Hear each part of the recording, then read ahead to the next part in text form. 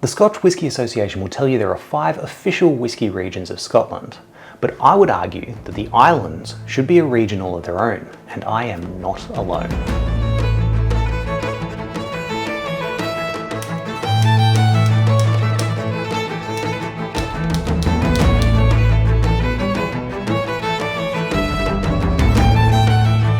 Whisky snobs love to show how knowledgeable they are by tasting a whisky and being able to tell you which whisky region it comes from.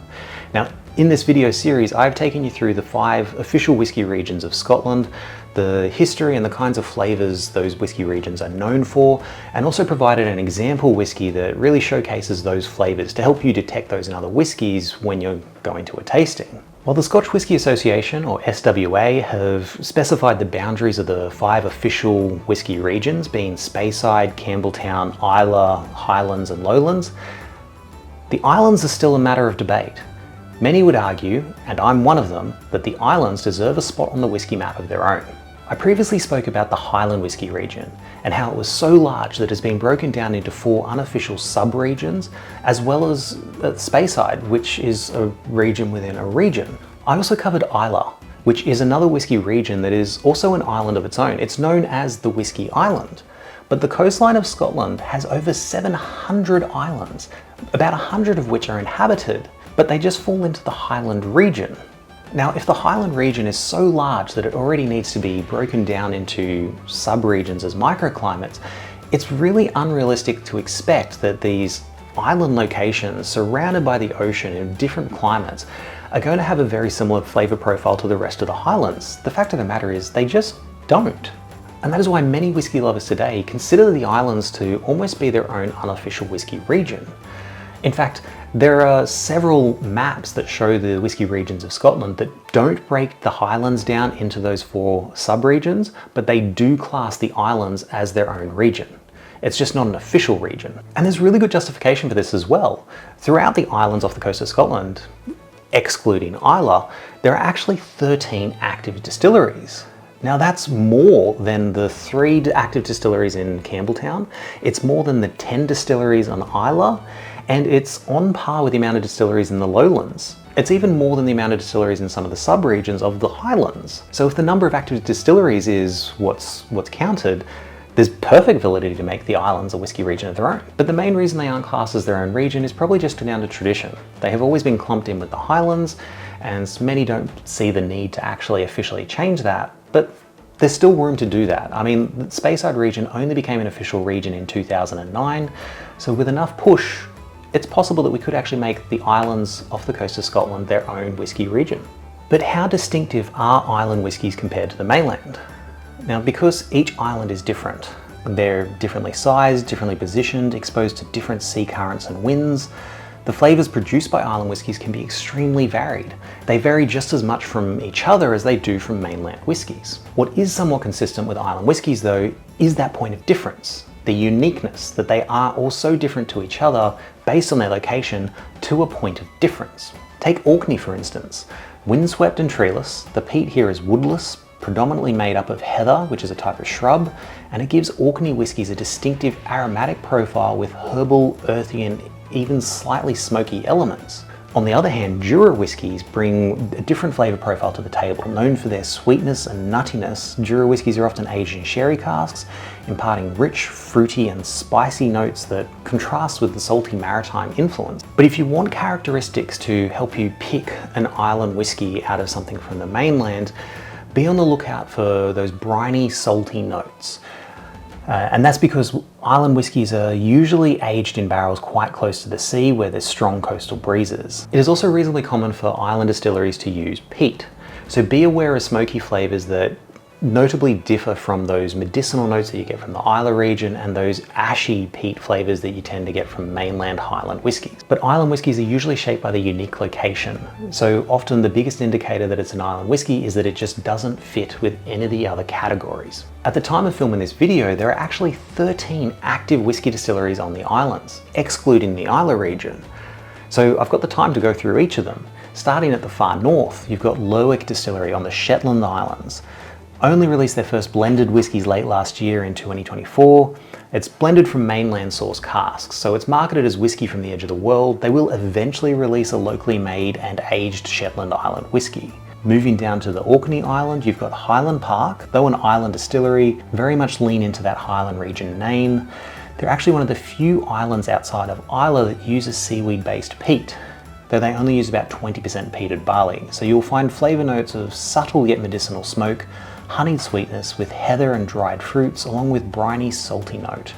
Skye Distillery, also on Orkney, typically doesn't use peat, so their whiskies are known for a smooth, fruity, subtle, sweet flavour profile with a distinctive maritime influence. You've got Aveen Jarek on Isle of Lewis, a relatively new player, having opened in 2008, but it is known for traditional methods, producing robust, oily, cereal-led flavours with a distinct balance between green, fruity flavours, smoky notes and salt. The peat on this whiskey carries distinctive dried spice flavours. Isle of Harris Distillery produces Jura, a whiskey characterised by a blend of sweet and smoky notes with a hint of saltiness. It often features aromas of heather, green apples and subtle peatiness, alongside creamy vanilla, clotted cream and a touch of sea spray. Benbeculu Distillery is a new one that is not yet released an aged whiskey, but they are promising a classically maritime style flavour with sweet, salty, smoky notes. Isle of Raasay Distillery, opened in 2017, offers an emerging range of single malts. Their signature flavour notes are light peat smoke, dark fruit flavours with a subtle hint of spice. The peat comes across as a wood smoke with a touch of pepper. Talisker on the Isle of Skye has long been famous for bold, cereal-forward peated whiskies with strong coastal notes and citrus sweetness. Torabay Distillery is a newer addition on Skye, known for a gentle peat blended with floral, herbal notes, sea air, honey and vanilla. Tobermory Distillery on the Isle of Mull produces both peated and unpeated expressions under different names. So you have Lechaig, which is the peated releases, with strong salty smoke flavours as well as floral notes with hints of fruit and spice. It's worth noting that while Mull's peat is not seaweed peat like Islay, the strong salty notes tend to make the peat come across as medicinal, quite similar to Islay. While the Tobermory label is unpeated and has distinctive character of gentle sweet, fruity, citrus flavours with hints of cinnamon, clove and a subtle salty undercurrent. Jura Distillery on the Isle of Jura is known for its sweet, nutty, oily whiskies matured in sherry casks to balance the subtle smoke with fruity flavours. Locrenza Distillery on the Isle of Arran produces Arran whiskey. It's known for malty cereal character with subtle notes of citrus and orchard fruits, and is one of the few whiskies that actually is more Highland in style. However, their Macri Moor range is the peated expression, with smoke notes described as a smouldering bonfire with pungent notes and hints of sea vegetation, balanced with typical Arran orchard fruit flavours. Lastly, also on the Isle of Arran, is Larg Distillery. Is known for a complex bold peat flavour, a combination of intense smoke, vaguely medicinal with notes of the sea, creamy vanilla and citrus. So you can see while they are all quite different, most tend to bring across salt and smoke flavours, balanced out with some other unique notes that are characteristic to their location. If I was going to recommend something that resonates as an island whiskey for me, something that's affordable and readily available for most people to try, it would be the Talisker 10. This is a staple from the Isle of Skye, and it perfectly encapsulates the salt, smoke, and the local influences of island whiskies. So on something like this, on the nose, you can expect strong peppery smoke, sweet pear and apple peels with salty maritime notes. The palate, there's more peppery smoke, it's briny with biscuity notes from the malted barley, as well as some orchard fruits and citrus for a bit of balance. And then the finish is toasted malt, lingering campfire smoke with a sugary underlay. It's a great example of that locality influence I was talking about. The peat smoke is maritime influence, but it's not exactly the same as Islay.